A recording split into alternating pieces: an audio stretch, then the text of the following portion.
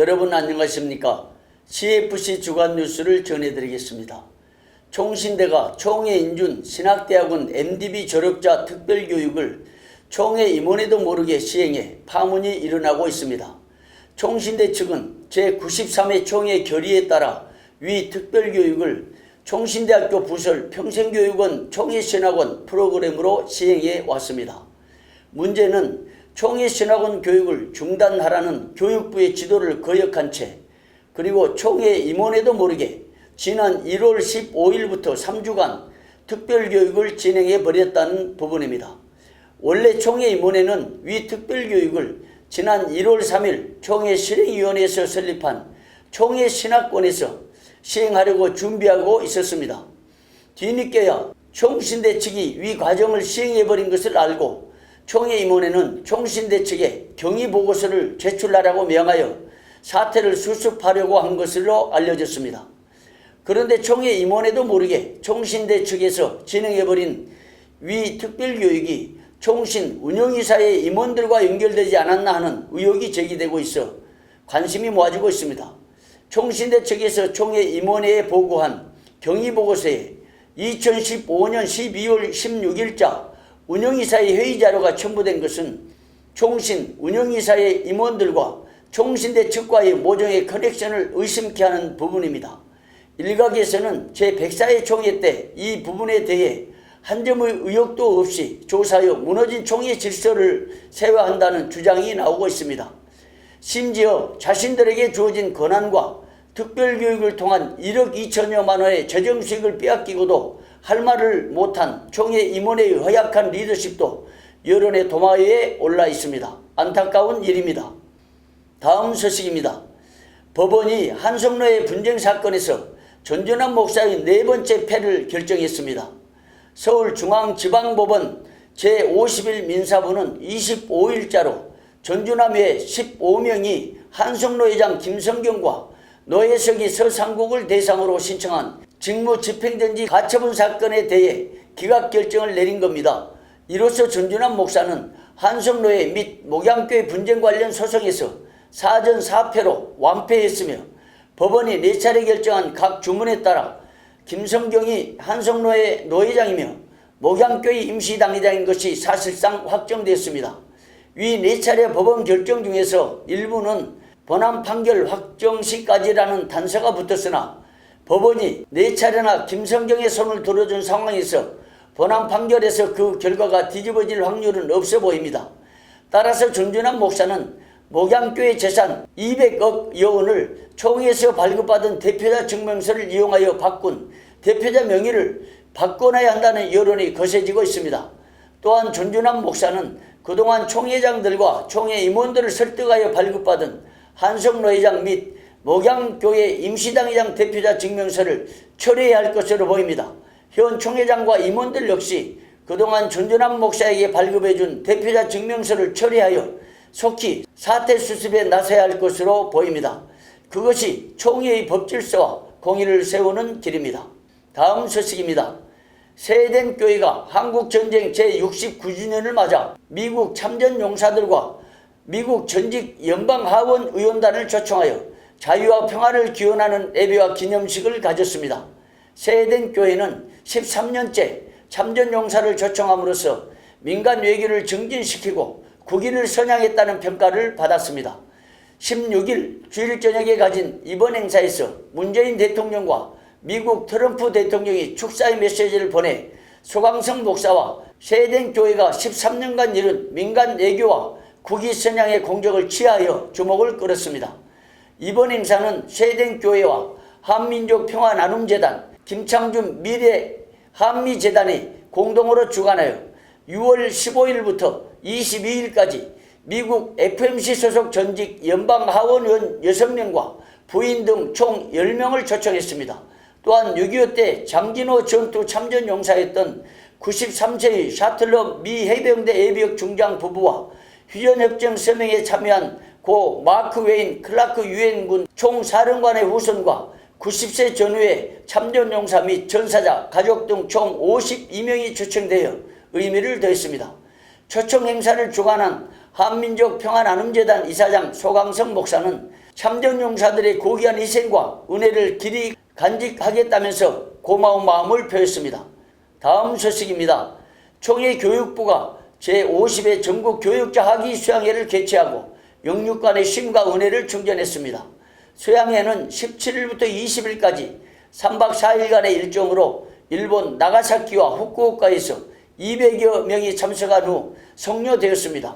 수양회를 준비한 교육부장 이양수 목사는 선교 땅 일본에서 수양회를 진행하면서 선교사들의 복음의 열정을 본받고 일본 성지 순례를 통해 복음의 소명을 다시 한번 확인하는 기회가 되었다고 말했습니다. 교육자 수련회 오늘 이 뜻깊은 이곳에 와서 우리의 신앙을 다시 돌아보고 하나님 앞에 순교적 신앙의 각오로 우리 수련회는 의미를 새기면서 수양회 기간에 말씀 강사는 권순웅 목사, 방성일 목사, 이성화 목사, 이상학 목사, 이덕진 목사, 류명열 목사 등이 나섰으며 참석자들은 은혜로운 말씀을 들으며 영적 충전의 기회를 가졌습니다.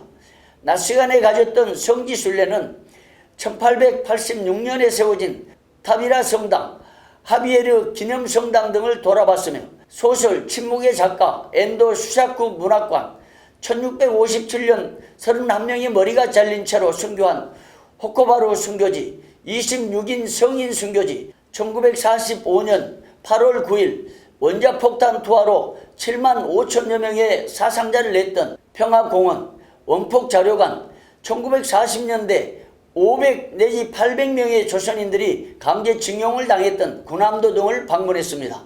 다음 소식입니다. 유닉세 목사가 총회장 외 서기, 부서기, 직무정지 가처분을 신청한 사건의 쟁점이 화제가 되고 있습니다.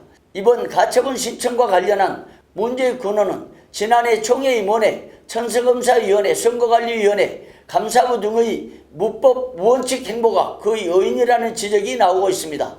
제103회 총회 직전 선거운동이 진행될 무렵 크리스천 포커스는 부서기 후보로 입후보한 유닉세 목사의 자격 여부 및 선관위의 불법과 관련하여 선관위 무소불위 무법 무원칙 극에 달해 라는 제목의 논평을 낸 바 있습니다. 동논평에서 쿠퍼는 모 노예의 총원서를 인용하여 유닉세 목사가 당회의 총원 없이 결의한 노예 결의는 불법이라고 지적한 바 있습니다. 당시 모 노예가 총회 임원회, 선관위, 천서검사위원회, 감사부 등의 유닉세 목사의 불법 사실을 조사해달라는 총원서를 제출했으나 모두 사실 확인 없이 슬그머니 눈을 감아준 후 총회 임원 후보로 확정을 했습니다. 거기에다 폐당의 의혹까지 제기되었으나 천서검사위원회는 총대 천서를 강행했습니다. 이제라도 총회 임원회는 충남노회로 하여금 지난해 유닉세 목사를 총회 임원 후보로 추천할 당시 아산 사랑의 교회 당회의 후보 추천 총원서를 제출하도록 지시해야 합니다. 그리고 나서 만약 충남노회가 지난해 아산 사랑의 교회 당회의 후보 추천 총원서를 가져오지 못할 경우 유닉세 목사는 총회 총대와 임원 후보가 불법임이 입증되어 윤 목사가 신청한 총회장 직무집행정지 가처분은 가처분 신청 당사자 부적격 여부가 법적 다툼의 쟁점으로 부상될 것으로 보입니다. 가처분의 심리는 7월 3일 2시 30분 서울중앙지방법원 동관 358호 법정에서 열립니다. 다음 소식입니다. 크리스천 포커스와 CFC-TV가 전국 노예와 교회 지도자들을 초청하여 대토론회를 개최했습니다. 27일 CFC-TV 스튜디오에서 열린 대토론회는 교회법 전문가 신혜만 목사, 중부노회, 한성노회, 충남노회, 성석교회 관계자들, 그리고 스페셜 게스트로 기독신보 발해인 김만규 목사, 교회발전연구소 소장 이능규 목사 등이 패널로 나섰고 진행은 크리스천 포커스 대표 송삼영 목사가 맡았습니다. 대토론회에서 각 패널들은 총회의 교권 남용으로 인해 엄청난 피해를 보고 있다고 주장했으며 총회장과 총회 임원들이 사법의 결정이나 판결을 무시함으로써 장로교의 정치 원리 및 개혁신학의 정체성을 훼손하고 있다고 목소리를 높였습니다. 이어 참석자들은 2시간여에 걸친 열띤 토론을 마치고 성명서를 발표해 주목을 끌었습니다. 성명서, 장로교 정치 원리와 개혁 신학에 입각한 총회 경영은 총회 헌법, 규칙, 결의 준수와 더불어 사법을 존중해야 한다. 그럼에도 불구하고 매년 총회장들과 총회 임원회가 총회 헌법, 규칙, 결의 등을 수없이 위반하고 더 나아가 사법의 판결이나 결정을 무시한 채 교권을 남용함으로써 피해를 본 노회와 교회들이 속출해왔다. 이에 교권의 피해를 본 노회나 교회 지도자들과 크리스천 포커스 CFC TV가 주최한 전국 노회 교회 지도자 조청 대토론회 참석자 일동은 상호 연대하여 총회장과 총회 임원들의 부당한 교권 남용에 대해 정당한 항의 절차를 밟아 총회 법질서를 세우고 좋은 총회를 만들어 가고자 다짐하면서 아래와 같이 촉구한다. 총회 임원회는 총회 헌법과 규칙 결의를 모범적으로 준수하라. 준수하라. 총회 임원회는 교권과 세속적 정치로 부당하게 발급해준 각종 서류를 처리하라. 처리하라. 총회 임원회는 사법의 결정과 판단을 존중하여 칼빈주의 국가관을 실현하라. 실현하라. 총회 임원회는 교권 남용으로 피해를 본 각 노회와 교회 사태를 속히 해결하라. 해결하라. 2019년 6월 27일 크리스천 포커스 CFC TV 주최 전국 노회 교회 지도자 초청대 토론회 참석자 일동 이상입니다. 다음 소식입니다. 동성애 행위에 대한 정당한 비판을 혐오 차별로 규정한 국가인권위원회의 동성애 독재를 강력히 대응하기 위한 혐오 차별로 포장된 동성애 독재 대응 비상대책위원회가 발족되었습니다. 국가인권위원회는 지난 2월 20일 동성애 행위를 반대하는 것을 혐오 차별로 규정하고 이를 적극 대응하기 위해 혐오 차별 대응 특별추진위원회를 출범시켰습니다.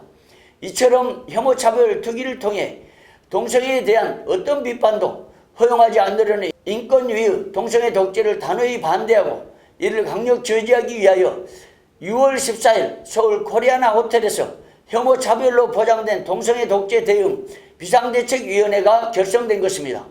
위원장에는 서울대 법대 최대건 명예교수, 총무는 정소영 미국 변호사 등을 각각 초대했습니다. 동대 비상위는 첫 번째 행사로 7월 3일 오전 10시 30분에 정가변 국회의원과 함께 국회의원회관 제3세미나실에서 왜곡된 혐오차별과 국가기본법의 문제점과 폐해에 대한 학술 포럼을 갖는다고 밝혔습니다.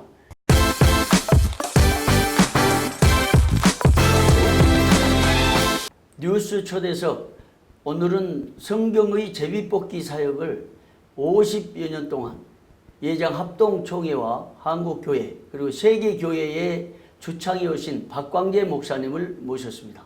목사님 반갑습니다. 반갑습니다.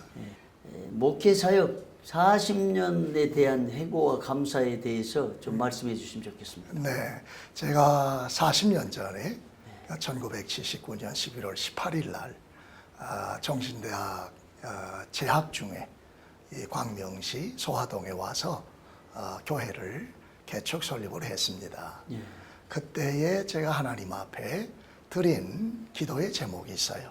그건 뭐냐면, 하나님, 제가 이곳에서 40년 동안 한우물을 파면서 목회 사역을 하겠습니다.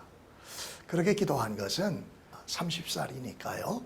70세까지는 꼭 40년이 되기 때문에 하나님 앞에 그렇게 기도를 했는데, 하나님께서 그때 드렸던 기도를 들으시고 40년이 되는 금년까지 건강을 주시고 은혜를 주셔서 사역을 마무리하는 단계에 와 있습니다. 40년 사역이 하나님의 기도응답이시네요. 성경의 제비뽑기 사역을 50여 년 동안 주창해 오셨는데요. 네네. 그 해고와 감사에 대해서 잠깐 언급해 주십시오. 예. 금년이 제가 성경 속에서, 신구약 성경 속에서 제비뽑기라고 하는 사역과 선거 제도를 재발견한 지 50주년이 됩니다. 하나님의 성령의 그 조명에 따라서 제가 19살 때, 20살 요 기간에, 청소년 기간에 성경을 집중적으로 읽었습니다. 그때에 이제 제가 성경을 보는 가운데 이 성경 속에서 유독 제비뽑기라고 하는 이 제도, 이 사역이 제 눈에 보이는 겁니다. 그래서 그 방면으로 계속적으로 연구도 했고 실제 제 삶 속에 50년 동안 적용도 해봤고 그리고 40년 동안 목회 사역에 그대로 적용도 해서 오늘날도 이 제비뽑기라고 하는 것은 삶과 사역에 적용할 수 있는 성경의 제도며 방법이라고 하는 것을 정말 입증을 하고 또 확증을 하고 검증을 했습니다. 제비뽑기로 해임 목사를 천명하겠다는 공고를 봤는데 네네. 좀 말씀해 주시면 좋겠습니다. 예.